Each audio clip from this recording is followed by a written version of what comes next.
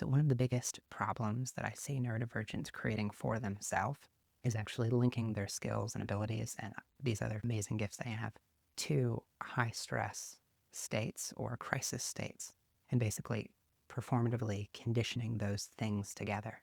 And I'm going to talk about why that's trouble for unmasking, why that creates a lot of the skill regression and some other issues. So hi, I'm Dr. Crick. I am an osteopathic and neurodivergent physician and a love, life, and everything coach for neurodivergent individuals. So we have something that's called state-dependent learning.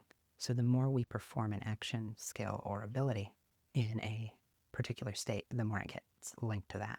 So if you're taking a test, you want to study in a relaxed fashion and you want to be relaxed in the test taking, that's probably a big part of like the Mozart effect, where the music of Mozart is creating a particular state, and if you play that during test taking, it actually helps prime and cue all of those neural networks. So if we link all of our neural networks to these high stress states, because we have a primarily extrinsic motivational strategy,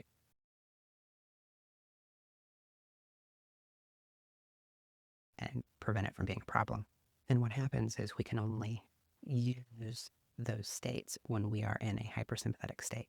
And the body's not really designed for long-term sympathetic states. High cortisol and high sympathetic activity cause a lot of long-term issues: brain health, digestive health, joint health, you name it, it's bad for it.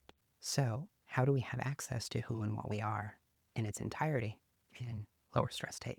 And one key is actually programming ourselves for intrinsic motivation and really understanding energy management. The other thing is actually directly defragging our brain, really getting good integration of the different states and neural networks so that everything has access to everything else. Because one of the problems that we see, even as much as people need to unmask to really be healthy, all of their skills and abilities, sometimes even memories, are actually tied into these masks and these identities that just aren't healthy and or functional. So what you can do is there's actually ways to build a positive core and then deassociate the negative energy with those neural networks and integrate them into positive neural networks and states. I have a 5-step program called Innocence Activation where I talk about that. Basically, it's an unmasking program. So comment activate below if you want to learn more about it. And as always, like, share, follow, and send this to a neurodivergent in need.